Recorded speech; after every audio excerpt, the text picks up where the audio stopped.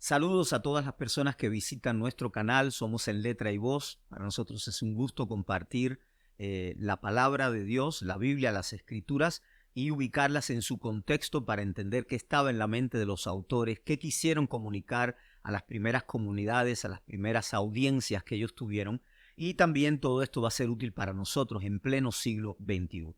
Hoy vamos a leer, a reflexionar sobre un texto de Santiago, que lo encontramos en el capítulo 5, versos desde el 12 hasta el 20. Y hemos titulado esta reflexión La oración eficaz del justo. También podemos llamar la súplica eficaz del justo. El texto de Santiago 5, del 12 en adelante, lee así. Pero ante todo, hermanos míos, no juréis ni por el cielo ni por la tierra, ni con ningún otro juramento, sino que vuestro sí sea sí y vuestro no sea no, para que no caigáis bajo acusación. ¿Está afligido alguno entre vosotros? Ore. ¿Está alguno alegre? Cante alabanzas. ¿Está alguno enfermo entre vosotros? Haga llamar a los ancianos de la iglesia para que oren por él, ungiéndole con aceite en el nombre del Señor. Y la oración de fe sanará al enfermo, y el Señor lo levantará. Y si hubiera cometido pecados, le serán perdonados. Confesaos, pues, los pecados unos a otros, y orad unos por otros, para que seáis sanados. La petición eficaz del justo puede mucho. Elías era un hombre sujeto a pasiones igual que nosotros. Y oró fervientemente para que no lloviera, y no llovió sobre la tierra por 3 años y 6 meses. Y otra vez oró, y el cielo dio lluvia, y la tierra produjo su fruto. Hermanos míos, si alguno entre vosotros se extravía de la verdad, y alguno lo hace volver, sepa que el que haga volver al pecador del extravío de su camino, salvará su alma de la muerte y cubrirá multitud de pecados. Vamos a orar pidiendo la iluminación de Dios, la guía de Dios, y vamos a involucrarnos con este autor tan importante, esta epístola del Nuevo Testamento tan útil para nuestra vida práctica, diaria, para nuestra reflexión sobre las Escrituras. Padre, te damos gracias por este tiempo, gracias por tu palabra, gracias también por todas las personas que nos están escuchando, viendo, por sus familias y por otros que nos van a escuchar en otro momento. Te pedimos que ilumines nuestras mentes para que podamos entender lo que tú has revelado a través de las Escrituras y que todo lo que aprendamos sea útil para nosotros, para nuestra familia, para las personas con las que hablamos diariamente, en nuestros trabajos, en nuestros centros de estudio, y también nuestra vida de oración sea un impacto favorable, positivo para nuestra comunidad y para nuestras naciones. Oramos en el nombre de Jesús. Amén. Santiago o Jacobo es conocida como una carta, epístola de Jacobo, una carta muy útil que también es práctica y aunque no tiene un alto contenido teológico, profundidad doctrinal, digamos así, todas las enseñanzas que tenemos acá se derivan, se generan a partir de una doctrina sólida y bien establecida con el fundamento de la Biblia. Este libro llama la atención, pero primero quiero leer una anécdota que relató un historiador del segundo siglo, probablemente un historiador judeo-cristiano, Hegesipo. Él trabajó con la figura de Santiago, no sabemos exactamente con alta precisión de dónde sacó la información, pueden ser de relatos antiguos, escritos que circulaban por la época de él, tradiciones orales. Según Eusebio de Cesarea en el libro Historia Eclesiástica, en el libro Memorias de Hegesipo, el texto dice de la siguiente manera: la administración de la iglesia pasó a Jacobo, el hermano del Señor, junto con los apóstoles. Fue conocido por el sobrenombre El Justo, y eso a nosotros nos interesa mucho por el tema que vamos a tratar. Recuerden, la oración eficaz del justo puede mucho. Fue conocido por el sobrenombre El Justo y por todos desde el tiempo del Señor hasta el nuestro, porque había muchos Jacobos, pero este fue consagrado desde el vientre de su madre. No bebía vino ni bebida fermentada y no comía carne. Su cabello no conoció la navaja, no se ungía con aceite ni se bañaba. Solo él tenía permitido entrar en el santuario porque no vestía lana sino lino. Solía entrar solo al templo y se le veía frecuentemente de rodillas e implorando perdón para el pueblo, de modo que las rodillas se le volvieron duras como las de un camello por su continuo arrodillarse en adoración a Dios y en oración por el pueblo. Debido a su superior justicia, era llamado el justo y Oblías. El texto dice Oblias, pero en griego es Oblías, que en griego significa baluarte del pueblo y justicia, como los profetas lo declaran acerca de él. Quiero llamar la atención en este texto del historiador Hegesipo algunos términos que nos interesan y algunas prácticas de Santiago, según el relato que estamos leyendo. Primero, era un hombre consagrado, era un hombre austero, consagrado a Dios. Pasaba tiempo, aparte de las costumbres que dice que tenía, ¿no? No pasaba navaja sobre su cabeza. Algunos dicen que era un tipo de nazareato, como una consagración a Dios para dedicarse a la oración y a algunos ejercicios espirituales. Dice que se le permitía entrar al santuario y pasaba mucho tiempo en el templo. Lo veían frecuentemente de rodillas implorando el perdón para todo el pueblo, de modo que las rodillas se le volvieron duras como un cabello. Aquí nos llama la atención su hábito de oración ferviente, constante, el estilo de vida que llevaba, su vida de justicia, era un hombre honrado, justo, recto, pudiéramos decir justiciero, y que tenía por sobrenombre el justo u Oblías, que significa baluarte. Bueno, ese término de Oblías, hay uno semejante a este. ¿Se acuerdan ustedes cuando en Gálatas capítulo 1 y capítulo 2 Pablo está hablando de la visita que hizo a Pedro durante varios días? Después se encontró con Santiago, Jacobo, el hermano del Señor, y más adelante habla de Jacobo, de Juan y de Pedro como columnas de la comunidad cristiana. Y también el término, claro, es otro término, estulos o stilos, que significa columna, es usado cuando se habla de la iglesia, que es columna y baluarte de la verdad. Nos llama la atención que Santiago era un hombre justo por su justicia, le llamaban el justo, eso también es importante para el texto que vamos a leer, y su vida de oración, el fervor en la oración.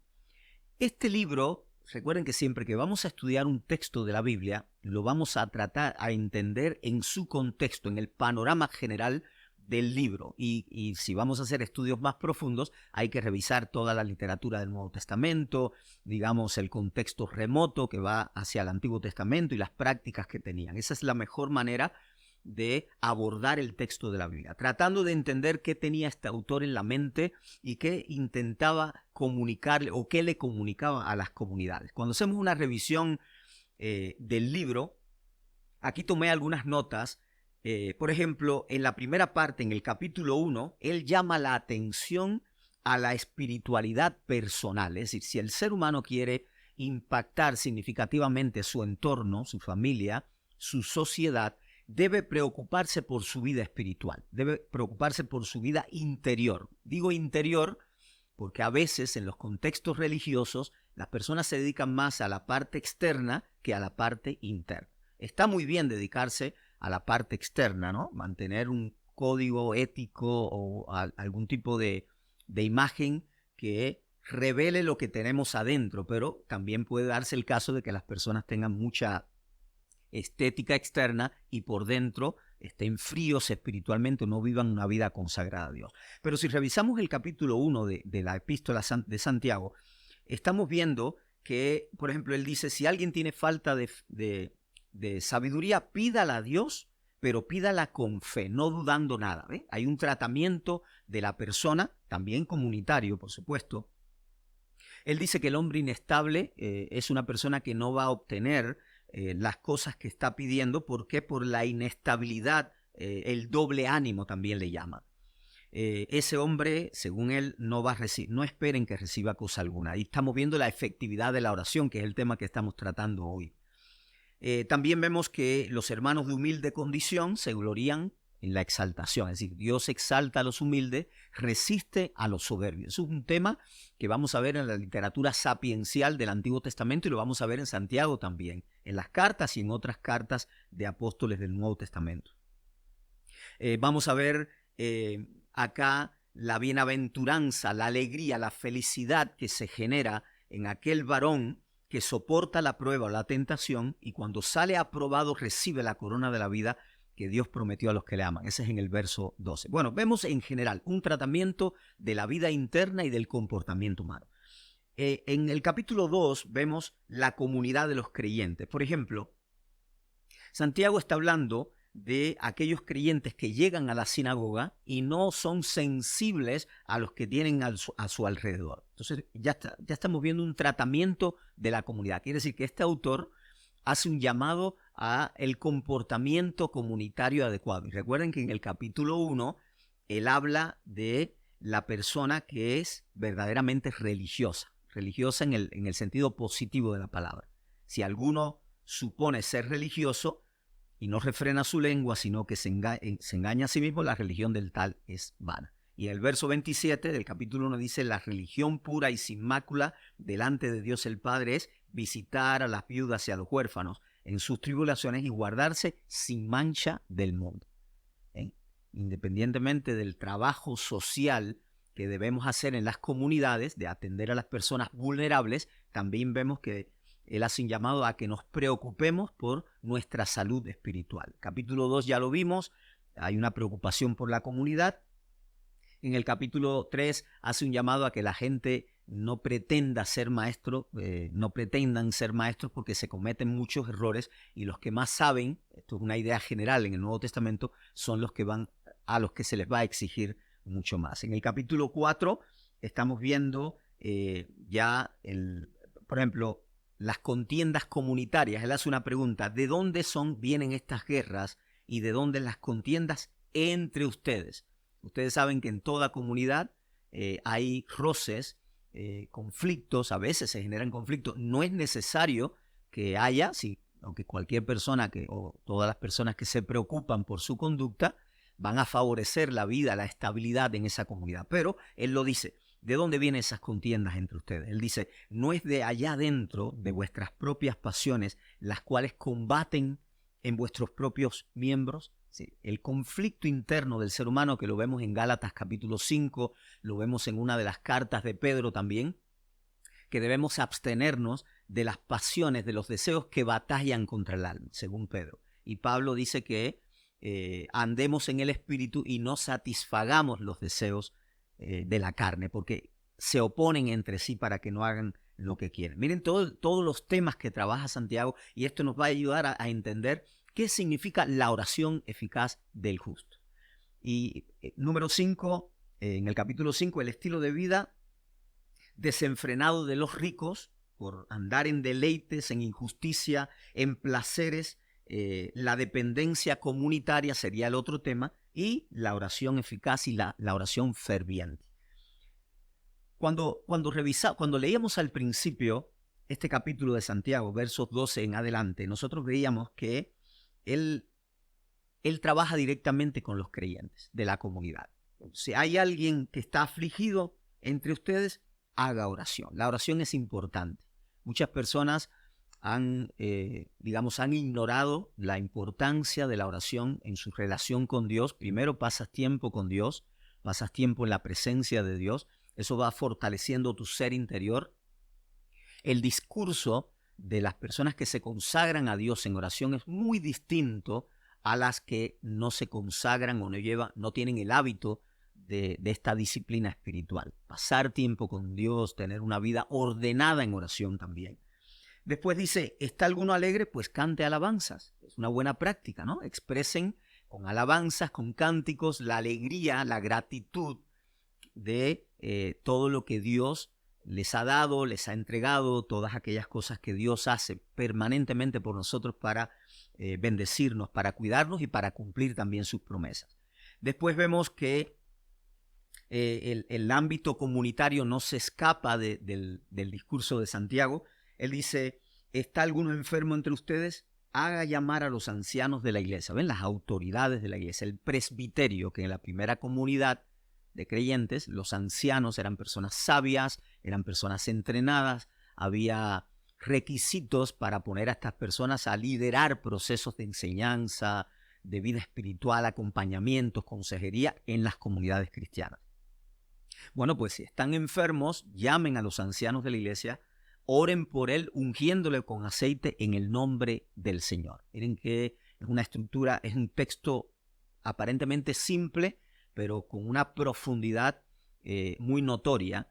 Recuerden que Santiago, en uno de los versículos al principio, él habla del oidor, de la persona que escucha. En las primeras comunidades, probablemente porque muchas personas no tenían acceso a los estudios, no sabían leer y escribir, entonces había lectores comunitarios. Y la lectura comunitaria favorecía la memorización, pero también la práctica. Ahora estamos viendo que las autoridades de la iglesia, por eso es importante mantenernos en las comunidades cristianas, ser parte de ellas, colaborar con las autoridades, con la comunidad en general, y también recordar que cuando elegimos a las autoridades, sean ancianos, obispos y demás, maestros de Biblia, estas personas deben cumplir criterios para poder estar al frente y poder liderar procesos espirituales, mentales, emocionales y demás, ¿no? En la enseñanza también de la Biblia esto es muy importante. Santiago en el verso 15 dice, la oración de fe sanará al enfermo y el Señor lo levantará. ¿Ven? Las operaciones. La oración de fe no se hace exclusiva o no exalta la figura humana. Primero, la oración, ya la palabra misma implica una dependencia de Dios, porque oramos a Dios, directamente a Dios, en el nombre de Jesús, liderados todo el tiempo por el Espíritu de Dios. La oración de fe, el componente de fe, no es lo mismo orar con incredulidad, orar de manera devastada, desconfiando de las promesas de Dios, que orar con fe. La fe es fidelidad, pero también es firmeza. La fe es una firmeza, es una convicción, es una certeza. Entonces hablamos de la oración de fe, sana enfermos. Y abajo, cuando leemos, en el verso 16, dice la oración eficaz del justo. Hagan la analogía, comparen el término, la oración de fe, la oración eficaz del justo. Así que la oración eficaz del justo implica fe, implica una persona que es obediente a Dios, que es fiel a la palabra de Dios, pero también es una persona firme y es también persistente. El verso 16, confesaos pues los pecados unos a otros y orad unos por otros para que sean sanados. Aquí trabaja los lazos de unidad por medio del amor y de la fe que obra por medio del amor, que es un texto también del Nuevo Testamento, en un ambiente comunitario. Es la importancia de tener buenas relaciones comunitarias. No vamos a los templos, no nos congregamos como iglesia para mirar cómo viste esta persona, qué tipo de zapatos tiene, cuánto le costó. No vamos a las comunidades a eso. En las comunidades nosotros expresamos, digamos, el nivel de madurez que Dios nos está concediendo en nuestra relación diaria con Él.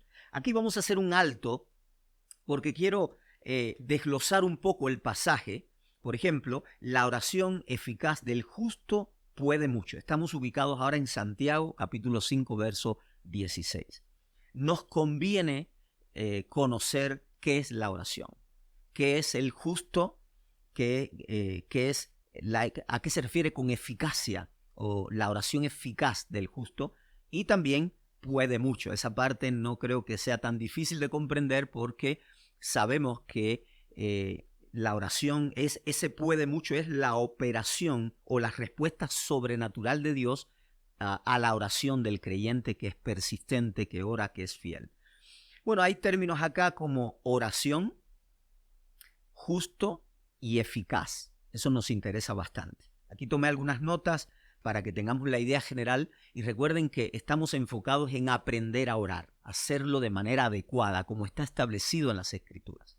Hay personas que no saben orar, y eso es normal. Las personas que se acercan, son muy nuevos en el Evangelio, no saben orar, hay que enseñarlos a orar. Cuando Jesús vino a esta tierra en su ministerio público, también enseñó a los discípulos a orar. Dice que Juan el Bautista también enseñaba a orar a sus discípulos. Por lo tanto, la oración no es una práctica innata en el ser humano, quiere decir, no nacemos con ese conocimiento, necesitamos que nos instruyan, que nos enseñen los criterios de oración, los componentes que la conforman, métodos para orar. La escritura está bastante cargada de orientación al respecto. Por ejemplo, el justo, ya vimos un poco, ese puede mucho, que significa, es la operación, la respuesta sobrenatural de Dios a la oración del justo. El término justo, bueno, podemos decir a grandes rasgos, justo, recto, honrado, piadoso, conforme a la regla y la ley. Es decir, una persona, el término justo o justicia en el Nuevo Testamento generalmente implica, es un término legal, ¿no? Es decir, no podemos llegar a este nivel de justicia, a decir la oración eficaz del justo, si primero no hemos sido justificados por el Señor. Recuerden que hay un proceso desde que Dios nos está llamando. Bueno, primero nos santificó, nos eligió desde antes de la fundación del mundo por muchas razones, pero es importante que entendamos que la justificación de Dios, la limpieza, la santificación también genera en nosotros una constancia, una fuerza. Estos son dones que Dios nos entrega. Entonces nos capacita, nos activa o nos habilita para que nosotros ahora podamos obedecer las Escrituras, podamos llevar un estilo de vida que sea agradable a Dios y alcanzar las promesas de Dios también y entrar en los misterios, porque no siempre estamos hablando de conocimientos, a veces hablamos de misterio. Entonces, este justo es una persona que, según Santiago, cuando usted lee toda la carta de Santiago, se va a percatar de que Santiago, el justo para Santiago es la persona que lleva a operación, que activa la palabra que ha creído, la palabra que ha leído. Vamos a poner algunos ejemplos para que ustedes se percaten de esto. Por eso es importante, si vamos a enseñar la oración eficaz del justo, tenemos que enseñar los elementos de esta oración, qué la componen y por qué es importante que el creyente, la persona, el discípulo, la discípula de Cristo, que están siendo instruidos en la palabra de Dios, entiendan de qué se tratan estas declaraciones. Por ejemplo, para Santiago, la palabra es fundamental, las Escrituras. Miren este texto. En Santiago 1:18 dice, Él, porque quiso, dice esta versión, pero cuando vas al griego dice por su propia voluntad o por de forma voluntaria, nos engendró con la palabra de la verdad, para que seamos primicias de sus criaturas. ¿Ven? Para Santiago la palabra, las Escrituras son importantes. Y la palabra de verdad aquí lleva el término logos, que ustedes seguramente han oído hablar bastante de él.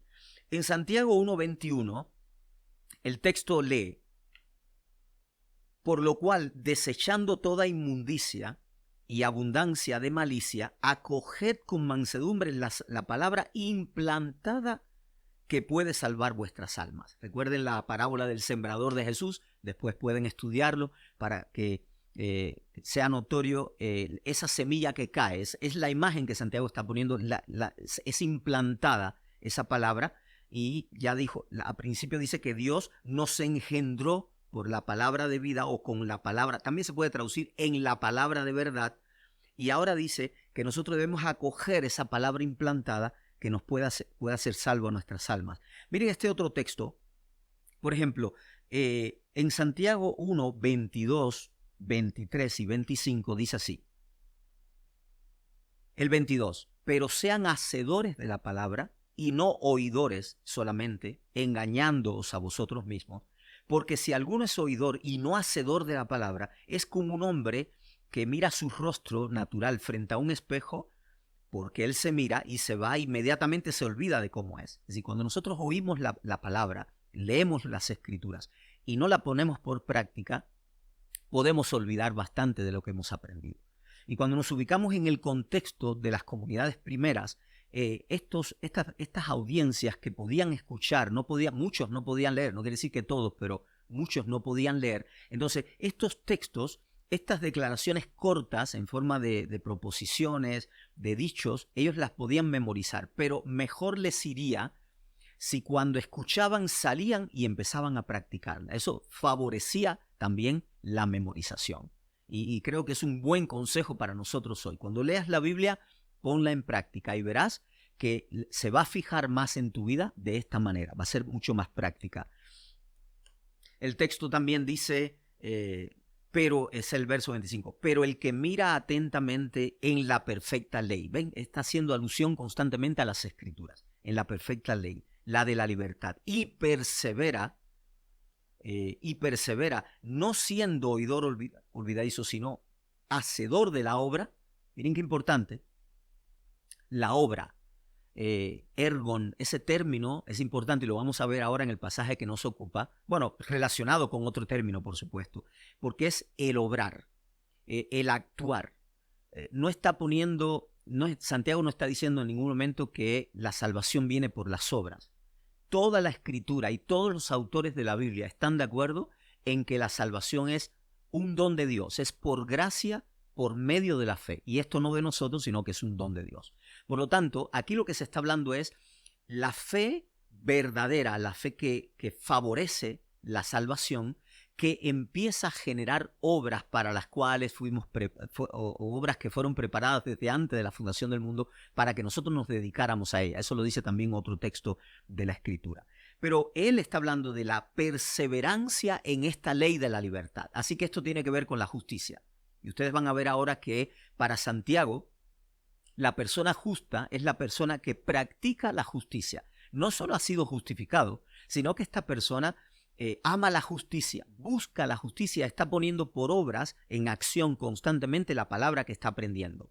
Porque dice que mira atentamente, dice el verso 25, esta persona mira atentamente, está pendiente con mucha atención a la perfecta ley y persevera en ella.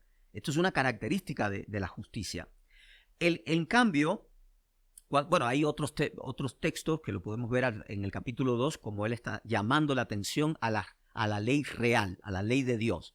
Aquí no se habla de Antiguo o de Nuevo Testamento directamente, por supuesto, pero está haciendo como una combinación perfecta para sacar a la luz la ley de la libertad, es decir, la ley que nos trajo Cristo, que tiene mucho que ver, o todo que ver con el amor al prójimo. El amor a Dios primero y después también el amor al prójimo. Ahora, tratando de entender qué es el justo, ya hablamos de justo, la persona recta, honrada, piadoso, conforme a la regla y conforme a la ley. Miren, estos términos son sacados en su significado propio en los diccionarios especializados. Y es lo que vemos. Por ejemplo, esta parte de conforme a la regla y a la ley, vemos que Santiago está hablando de la ley de la libertad constantemente. Poner atención, permanecer en ella. Ahora vamos a ver el justo, y con esto vamos a ir entendiendo mejor la expresión, la oración eficaz del justo puede mucho. El justo. Si vamos a 1 de Juan, capítulo 3, bueno, primero leemos el 2:29, Primera de Juan, la primera carta de Juan. Eso después lo buscan también porque todo queda grabado. 2:29 dice, si sabéis que Él es justo, sabréis también que todo el que obra la justicia ha nacido de Él. ¿Ven? No es solo Santiago, Juan también dice que toda persona que ha nacido de Dios, que es nueva criatura, es una persona que obra la justicia, practica la ley de la libertad. Es un término, un texto que sustenta lo que estamos enseñando. El otro, o los otros dos, aparecen también en la carta de Juan. Primera de Juan, capítulo 3 ahora, versos 7 y 29. Miren el 7 lo que dice. Hijitos, nadie os engañe. El que practica la justicia es justo como Él es justo. ¿Ven? La práctica de la justicia. Para estos autores neotestamentarios de las primeras comunidades cristianas, los apóstoles de Jesús, el ser humano practicaría la justicia o practicaba la justicia porque había sido justificado por Dios, había nacido de nuevo de manera general. Entonces, esa fe que sin obras está muerta, y eso Santiago lo habla muy bien en su carta, recuerden, la fe sin obras está muerta, así como el cuerpo sin espíritu está muerto, la fe sin obra está muerta. Entonces, esta justicia es la que revela que somos hijos de Dios. ¿Se acuerdan ustedes cuando en Mateo, esto es otro autor del Nuevo Testamento, siempre nos gusta fundamentar las enseñanzas bíblicas con diferentes autores? Mateo dice, oísteis, bueno, no es Mateo, es Cristo, oísteis que fue dicho, amarás a tu prójimo y aborrecerás a tu enemigo. Pero yo os digo, amad a vuestros enemigos, estoy parafraseando, orad por los que os persiguen, bendíganlos, saluden a todos. Ven, son acciones que se desprenden de una fe salvífica, una fe que salva. Saluden a todos, porque si solo saludan a los amigos, ¿qué recompensa tendrán? Recuerden, y hace el llamado, no solo Mateo, otro evangelista también. Recuerden ustedes que vuestro Dios, es decir, si hacen esto son hijos de vuestro, revelan que son hijos de Dios, que hace salir su sol sobre justos y sobre injustos. ¿Ven? Entonces después dice, sean perfectos como vuestro Padre que está en los cielos es perfecto. Esa es la plenitud, el alcanzar un nivel de madurez apropiado.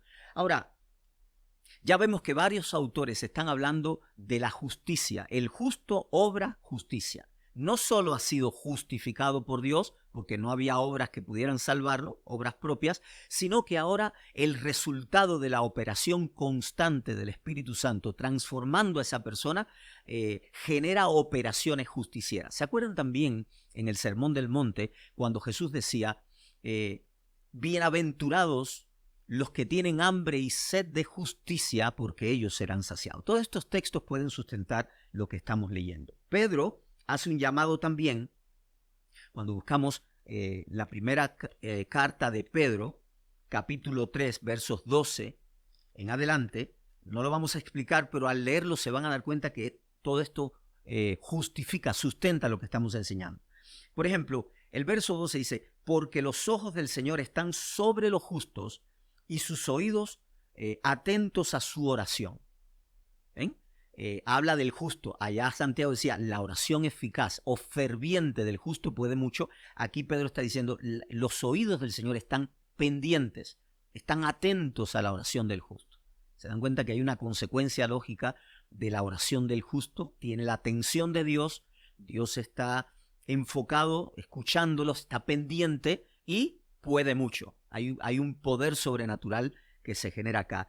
Y para convencernos de que aquí, en Primera de Pedro, el justo es el que practica la justicia, como lo dice Santiago, como lo dice Mateo o Jesús en el Sermón del Monte, o Primera de Juan en varias ocasiones, miren lo que dice el verso 13. ¿Y quién es el que os perjudicará si os mostráis celosos por lo bueno? ¿Ven? El celo por las buenas obras. Verso 14. Y aun si sufrís a causa de la justicia, sois bienaventurados. No os amedrentéis por temor a ellos, ni os turbéis. ¿Ven? Otro autor del Nuevo Testamento que está hablando de la acción justiciera y constante del creyente. Nos queda, para ir cerrando, trabajar el tema de la eficacia de esa oración. Bueno, ya vamos a volver a leer el texto. Dice, la oración eficaz del justo puede mucho. Ya sabemos, todos sabemos lo que es orar, lo que es suplicar, el ruego, la súplica, que es como aparece exactamente en este texto, el ruego, la súplica del justo, puede mucho, eficaz. Ya sabemos lo que es el justo, de manera general, por supuesto, para hacer estudios teológicos profundos hay que seguir indagando, investigando, haciendo referencias cruzadas, todo esto. Ya sabemos lo que es el justo, vimos varios textos, el que practica la justicia, pero eficaz. Mucha gente cuando lee este pasaje, por la razón que sea, la mente va a estructura. Bueno, para que una oración sea eficaz, ¿qué requisitos debe tener? ¿Cuáles son los elementos que la componen? Y alguien pudiera hasta escribir un libro lleno de elementos y de criterios. Bueno, les traigo una buena noticia. El término eficaz, energumene o energoumene en griego, ¿se acuerdan que al principio les llamé la atención sobre ergon, la obra? Bueno, pues energoumene tiene que ver con una acción eficaz, una activación. Esto es estar obrando. Es como decir, la oración del justo que está en operación constante o en fervor, que se practica de forma ferviente, constante, intensa, genera mucho poder o tiene mucho poder. Hay versiones que dicen puede mucho. Bueno, el griego dice polou is huei. Es como el texto de forma literal es puede mucho la súplica del justo que lo hace fervientemente, ¿no? Esa sería. Pero queda mejor organizado porque en español se entiende mejor la oración eficaz del justo puede mucho. Ahora, este fervor que también eficacia, no está mal traducido el término eficaz, pero este fervor tiene que ver con la constancia. Por ejemplo, Jesús, cuando habló allá en Lucas 18, ¿se acuerdan de la parábola de la viuda y el juez injusto? El texto inicia, les profirió una parábola sobre la necesidad de orar siempre y no desmayar. ¿Ven? La persistencia, la oración constante, persistente, es el término adecuado que va ahí. No está mal la oración eficaz, no está mal, pero la oración ferviente, la oración constante, en operación, que se hace sin desmayar, es la idea general que está trayendo Santiago. Bueno, Jesús habla de la necesidad de orar siempre y no desmayar, y en el término 7 dice, ¿acaso no hará justicia a Dios a sus elegidos que oran a Él o que claman a Él día y noche? Miren la expresión, ¿no? Día y noche, es como una expresión que abarca todo el tiempo, sistemáticamente. ¿Se acuerdan cuando Pablo decía en 1 Tesalonicenses 5:17, orad sin cesar? ¿Ven? Esta es la idea que está en Santiago. Es la oración persistente, permanente. Puede orar de forma persistente tanto una persona nueva, un neófito, como una persona madura. La persistencia es una actitud ante la oración y ante Dios. Tenemos algunos casos, ¿se acuerdan ustedes cuando Jacob está peleando con el ángel? La persistencia de Jacob nos trae tremenda enseñanza. Esa persistencia dice que cuando el ángel vio que no había forma de detener a este hombre, porque él decía constantemente, no te dejaré si no me bendices. Pueden leer Génesis 32:26. No te dejaré si no me bendices. ¿Ven? La persistencia, la constancia. Pudiéramos llamarle, le ponemos una comilla para que nadie lo malinterprete, ¿no? Y es de forma positiva. La impertinencia del orante. Ese es el orante que es persistente, importuno. Es como la viuda del juez injusto. Ella llegaba y se presentaba delante del juez y le decía, hazme justicia de mis enemigos. Llegó el momento que el juez dijo, bueno, si yo no le hago justicia a esta mujer, no me va a dejar tranquilo. Esa es la idea que trae Santiago también. Tenemos el caso de la mujer sirofenicia, lo pueden leer en Mateo 7, 24 al 30, Marcos 7, 24 al 30 y Mateo 15, 21 al 28. Hay un texto de estos dos donde la mujer empieza a clamar, Señor, ten misericordia, mi hija está endemoniada. Y vienen los discípulos y dicen, ya, vamos a callarla porque está gritando, viene detrás de nosotros. Es una mujer muy persistente. Esa es la persistencia, esa es la idea. Y también ese relato de Jesús, del amigo, del hombre que importunaba, ¿se acuerdan? Que le empezó a pedir pan a un amigo y el amigo decía, oye, pero ya es de noche, aquí todo el mundo está acostado. Sí, pero lo necesito. Bueno, porque era importuno y por la persistencia, dice que el amigo le concedió lo que él estaba pidiendo. De manera general, nosotros tenemos que aprender que las personas que por la transformación constante del Espíritu Santo, esa transformación a la imagen del Señor Jesucristo, como dice una de las cartas de Pablo a los Corintios, va generando en nosotros un nivel de justicia muy notorio, ¿no? El cristiano, el discípulo, la discípula de Cristo, los que son auténticos son personas cuya fe está operando constantemente. Es más, la fe se va perfeccionando por las obras. Eso también lo enseña Santiago en uno de sus textos, que la fe se perfecciona por las obras. Es decir, se perfecciona quiere decir que va creciendo, se desarrolla, se completa por medio de las obras. Y estas obras son acciones puntuales de acuerdo a la ley de la libertad, de acuerdo a la palabra de Dios con la que Él nos engendró, en la que nosotros perseveramos, a la que el justo pone atención permanentemente y persevera. Recuerden lo que dijo Jesús a los discípulos, si ustedes permanecen en mí y mis palabras permanecen en ustedes, pidan lo que quieran que les será hecho. Ese lo que quieran no se puede salir de la voluntad de Dios, pero sabemos que la voluntad de Dios es extremadamente bondadosa, misericordiosa para con nosotros. Por eso Él nos ha entregado una cantidad considerable de preciosas, como dice Pedro, y grandísimas promesas que están a favor de nosotros. Pero el texto de Santiago, ya vimos el estilo de vida que llevaba Santiago, le llamaban el justo, su nivel de justicia, de piedad, Y todo lo que él enseña en la carta, en la epístola, lo pueden leer de principio al fin, es el tratamiento espiritual del ser humano que sigue al Señor y que espera la venida del Señor. Entonces, la oración persistente, ferviente del justo, puede mucho. Cierro con este texto para fundamentar bien, de manera sólida, ese versículo que encontramos en Jacobo 5 o Santiago 5:16, que la oración eficaz del justo o persistente del justo puede mucho. En el verso 17, Santiago dice: Elías era un hombre sujeto a pasiones igual que nosotros y oró fervientemente. A ver, en griego, en el idioma original, en realidad dice oró oración. Es una forma de hablar, ¿no? Tiene un origen más, probablemente más semítico, más hebreo. Oró oración. Entonces, los intérpretes, los que traducen la Biblia, lo traducen oró fervientemente. Es como oró oración, lo hizo intensamente para que no lloviera, y no llovió sobre la tierra por 3 años y 6 meses. Y otra vez oró, bueno, hasta ahí dice oró, pero se supone que es, y otra vez oró fervientemente, y el cielo dio la lluvia y la tierra produjo su fruto.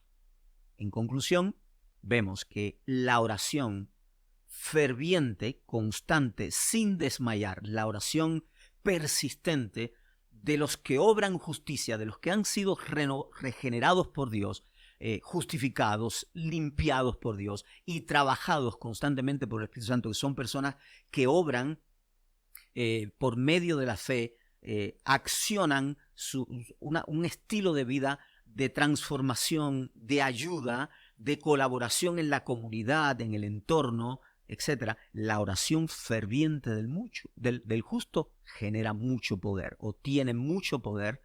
El verso original dice, puede mucho.